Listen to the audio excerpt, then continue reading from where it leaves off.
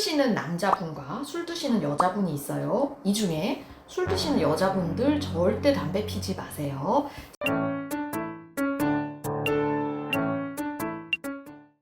네, 여러분 안녕하세요. 저는 은사원입니다. 오늘은 여러분들이 제일 기다리시던 시간, 랜선 진료실 시간이고요. 최근에 제가 랜선 진료실을 좀 안 했죠. 이게 저도 좀 부담이 돼요. 별로 저 준비 안 하는 것 같잖아요. 근데 의외로 이거 하기 전에 다 찾아보고 공부를 좀 하는 편이거든요. 그래서 진료 끝나고 나면 해야지 이랬는데 이게 또 막 또 쉬고 이러다 보니까 잠깐 좀 못 챙겼는데 이제 다시 또 기운을 내서 랜선 진료실 시간을 챙겨보도록 하겠습니다. 자, 첫 번째 사연은 오희님께서 보내주셨고 30대 신랑이 비형간염 바이러스 강경화였고 배물리기를 복용하시고 계시대요. 한 2년 정도 되셨는데 바이러스 수치 아마 DNA를 얘기하신 거겠죠? 이게 40으로 살짝 올라갔다. 왜 이러냐? 이게 간혹 있습니다. 이 항바이러스를 잘 드셔도 계속 디텍션이 되지 않다가 조금 디텍션이 되는 분들이 있고요. 환자분들한테 이유를 열심히 여쭤보면은 대부분은 뭐 복용 시간이 조금 바뀌었던가, 뭐 아침에 드시는 분이 저녁에 드신다던가, 아니면 병용 약물이 생긴 경우에 좀 그랬던 것 같아요. 제 환자분 중에는 뭐 칼슘 제제나 이런 뭐 골다공증 약을 비형간염이랑 같이 먹었더니 아마 비형간염 약의 흡수율 같은데 좀 문제가 생기면서 이렇게 올라왔던 경우도 있었던 것 같고요. 그리고 가장 많은 경우는 약을 잘 못 드셨을 때 몇 번 빠뜨리시게 되면은 당연히 바이러스 서프레션이 잘 되지 않으면서 이렇게 검출될 수 있습니다. 근데 바이러스 검출이 40 정도면 크게 위험한 정도는 아니라서 너무 걱정 마시고요. 오늘부터 다시 항바이러스제 잘 드시면 됩니다. 그리고 여기 이게 PS로 물어보신 해독 주스는 저는 추천드리고 싶지는 않아요. 그냥 이미 드시고 있는 배물리기만 잘 챙겨 드시는 걸 추천드립니다. 다음 두 번째 이제 구독자분께서 제가 그 왜 금주 한번 했다가 실패했던 그 영상 있잖아요. 거기다가 답글을 남겨주셨는데 그냥 술 먹어라. 제 개인 의견으로는 금주해야 될 필요가 없다라고 생각을 한다라고 의견 남겨주셨고 이제 근거로 이 구독자분께서 17살부터 술을 마시기 시작했는데 한 지금 이제 거의 7순 되신 것 같아요. 한 7순까지도 별 이상이 없다라고 남겨주셨고요.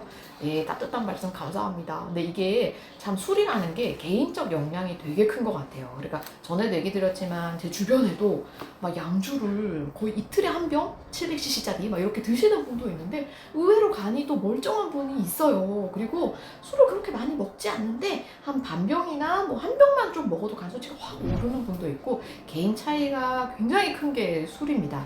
근데 이제 확률적으로는 당연히 술을 많이 먹으면 많이 먹을수록 간이 안 좋아질 확률이 높다는 거고 100%는 아닌 거예요. 그러니까 술을 많이 먹어도 간이 지금 구독자분처럼 괜찮은 분도 있는 거는 사실입니다.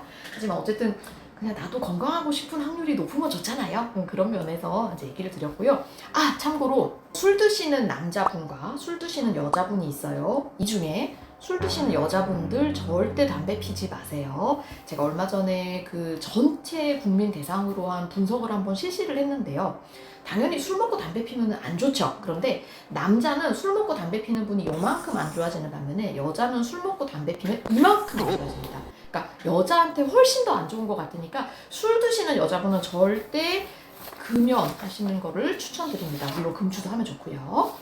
네, 다음 구독자분께서는 알코올 의존증이랑 공황장애로 이분이 이제 본인이 되게 힘든 경험을 많이 겪으셨던 것 같고 그거에 대해서 따뜻한 경험담을 나눠주셨어요. 참 이런 거 볼 때마다 마음도 같이 아프고 응원하는 마음도 생기고 그런데 여러 알코올 하는 분들 기운 내셨으면 좋겠고요. 저희가 그래서 AAA라고 익명의 알코올 금주자들 모임이 있습니다. 그래서 그런 데 가시면은 이제 같은 무리 집단에서 조금 더 지지적으로 이런 감정적인 서포트를 받으실 수 있으니까 술 많이 드시는 분들은 한번 AAA 가입도 꼭 한번 고려를 해주세요. 네, 다음 구독자분께서는 중등도 지방간으로 한오마린 고덱스를 5년간 드시고 있다. 너무 과한 상태인가 물어보셨고요. 그러니까 중등도 지방간이면 우리 지방간 등급이 3개. 초기 지방간 조금 쌓인 거 지방이, 중등도 지방은 한 뭐 60% 정도 아래로 쌓인 거, 고등도 지방간은 이제 간의 3분의 2 이상이 지방으로 쌓였을 때 고등도 지방간이라고 하는데 뭐 한오마린 고덱스는 일종의 간 보호제거든요. 근데 뭐 그 5년째 먹고 있다고 큰 문제 되지 않습니다. 장기 복용이 뭐 부작용이 보고가 됐다거나 그런 약제들은 아니어서 큰 문제는 없을 것 같고요. 전에도 얘기 드렸지만 중등도 지방간염보다 더 중요한 거는 간이 굳었나 안 굳었나, 섬유화가 얼마나 됐는지가 더 중요하니까 시간 내서 가끔 이제 뭐 파이브루 스캔이라든지 섬유화를 체크할 수 있는 검사는 꼭 한번 해주세요. 다음에 이제 N님께서 올려주셨고요. 보균자이시고 별다른 항바이러스는 안 드시고 계신데 알파피토프로테인 수치가 9점에서 벗어나지 못하고 있다라고 얘기를 하셨어요. 원래 이제 알파피토프로테인 수치가 한 7.5나 뭐 7점 미만이 정상이라서 이제 이분께서는 9점이 문제가 있다라고 생각하신 것 같고요. 근데 이제 그 남겨주신 글을 보면 9점에서 큰 변화가 없어요. 그래서 이게 실제 악성 종양이 있을 가능성보다는 우리 N님의 알파피토프로테인의 정상 밸류가 9점에서 형성되었을 가능성이 높습니다. 그래서 9점에서 뭘 더 한다고 떨어뜨리는 거는 쉽진 않을 것 같아요. 왜냐면 내 정상이 한 이 정도 되니까. 그래서 9점에서 더 오르지 않고 잘 유지된다면 뭐 큰 문제는 안 되지 않을까라고 생각을 합니다. 다음 질문자님께서 B형 간염으로 인한 재생결절은 사라지지는 않죠? 라고 남겨주셨고요. 이거 굉장히 중요한 단어여서 오늘 갑자기 또 설명 모드 들어갑니다. 저기 지금 자료화면 보이시죠? 우리가 재생결절이라는 게 있고요. 이형성 결절이라고 하는 말이 있을 거예요. B형 간염이 있거나 간경화가 있게 되면 간이 이제 두툴두툴하잖아요. 근데 이제 뭐 두툴두툴한 것 중에 일부가 조금 심하게 두툴해서 혹처럼 보인다. 이거를 보통 우리가 재생결절이라고 얘기를 하고요.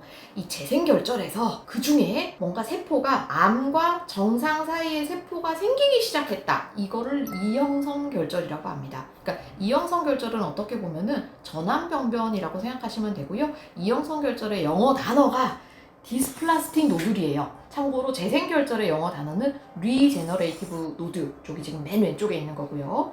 그럼 이제 이형성 결절 단계에서 그대로 있기도 하고 일부 환자분들은 이형성 결절이 계속 진행을 해서 뭐 술을 계속 드신다든지 하면 이형성 결절에서 초기 간암이 생겨서 다시 여기 초기 간암에서 진짜 더 큰 간암으로 가는 경우가 있습니다. 그래서 재생결절, 이형성 결절, 초기 간암, 얘네들은 어떻게 보면 약간 연속적인 개념이고요. 뭐 MRI나 CT로 어느 정도는 이분은 재생결절이다, 이분은 뭐 이형성 결절이다, 이분은 초기 간암이다, 이렇게 구별이 되는 경우가 많습니다. 그래서 지금은 다시 질문으로 돌아가면은 재생결절은 사라지지 않는 경우가 더 많은 것 같기는 해요. 그러니까 한번 재생결절이나 이형성 결절이 있던 분들은 계속 다음 CT나 영상을 찍어도 남아있는 경우가 조금 더 많기는 합니다. 근데 재생결절은 악성, 지금 자체의 악성은 없기 때문에 그냥 주기적인 검사만 잘 유지하시면 큰 문제는 안 될 것 같습니다. 다음 질문 볼게요. B형 간염 결과 항원, 항체 음성이 나왔는데 이게 뭐가 더 좋은 거고 뭐가 더 나쁜 거냐. 그러니까 항원은 음성 나오는 게 좋은 거고요. 항원은 음성이 나온 B형 간염이 없다는 거고, 항체는 양성이 나와도 되고 음성이 나와도 됩니다. 물론 항체가 양성인 게 더 좋긴 하겠죠. B형 간염에 대해 싸울 수 있는 군대가 있다라는 뜻이고, 항체는 하지만 있다가 또 없어질 수 있기 때문에 근데 항원이 음성이면 항체가 음성이라도 조심만 하면 되지 지금 당장 뭐 위험한 상태나 그런 거는 아니에요. 그래서 둘 다 음성이라고 해도 공무원 신체 검사할 때는 합격한데 문제 없을걸요? 항체가 없다 그래서 어느 직업을 뭐 하지 못하게 한다 이런 건 들어본 적은 없는 것 같습니다. 다음은 우리 오 박사님께서 글을 남겨주셨고요. 오 박사님은 약학 전문이십니다. 이게 지금 중요한 글을 남겨주셨는데 동시분류, 그 다음에 허가사항 이제 이런 얘기가 나올 거예요. 이거 꼭 한번 설명을 드리고 싶었는데, 지금 저희가 락툴로즈라고 어떻게 약간 꿀물 같은 그 액체가 있어요. 근데 그 꿀물 같은 액체를 우리 간 안 좋은 분들은 간성 혼수 때 쓰지만 그때 말고 변비가 심할 때도 사실은 이 락툴로즈라는 거를 쓸 수가 있거든요. 그러니까 어떤 약이 있을 때 사실은 A라는 약이, 예를 들면 그렇게 가설을 해볼게요. 타이레놀이라는 약이 있는데 이게 감기에는 허가를 받았어요. 그런데 감기 말고 관절염에도 사실은 효과가 있어요. 그런데 이 관절염에 대해서 미리 허가를 받지 않으면은 의사는 전문의약품으로 이거를 처방을 할 수가 없습니다. 이해하셨나요? 그러니까 국가에 미리 우리가 등록을 해야 돼요. 이 A라는 약은 뭐 B라는 질환, C라는 질환, D 질환에 대해서 다 우리가 허가를 받아야만 나중에 의사가 처방을 할 때 할 수 있지, A라는 약을 B라는 질환에 대해서만 허가를 받고 나면 C나 D 질환에 대해서는 의사가 처방을 할 수가 없습니다. 이게 참 어려운 얘기인데 꼭 한번 오 박사님 남겨주신 글 내용을 한번 좀 읽어봐 주시도록 하세요. 국가에 이런 제도가 있구나. 그래서 간혹 이제 그런 경우가 있습니다. 허가 외 사항이라 그래서 예를 들면 예전에 고지혈증 약제, 뭐 파이브레이트 제제 이런 약제들이 있는데 그거 원래 고지혈증에만 저희가 허가를 받은 약제거든요. 근데 최근에는 그 고지혈증 약제 일부가 PBC라고 그 희귀병에도 꽤 도움이 된다는 연구 결과가 나와 있어요. 근데 이 고지혈증 약제는 PBC라는 질환에 대해서는 허가를 받지 않았기 때문에 우리는 비보험이라든지 아니면 허가 외 처방으로 할 수밖에 없는 상황이기는 합니다. 네.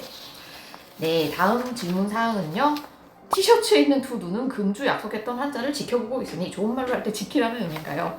제가 미니언즈를 좋아해요. 그래서 가끔 되게 스트레스 받고 우울한 날 있잖아요. 그럴 때 이제 저를 위해서 가끔 미니언즈 티를 입고 오는데 그 미니언즈가 이렇게 생겨가지고 아마 우리 환자분께 이런 부담을 드린 게 아닌가 싶습니다. 죄송해요. 채통 있는 옷을 입고 나오겠습니다. 다음은 제가 아마 이 영상 찍을 때 뒤에 기타가 있었는데 이 영상에 관심이 없으시고 기타에 관심을 가지신 분들이 상당히 많았던 것 같아요. 기타 관련해서는 안 그래도 관심이 많으셔서 제가 조만간 이거 콘텐츠 하나 만들고 있으니까 뭐 다음이나 다다음쯤에 한번 공개를 시켜드리도록 하겠습니다.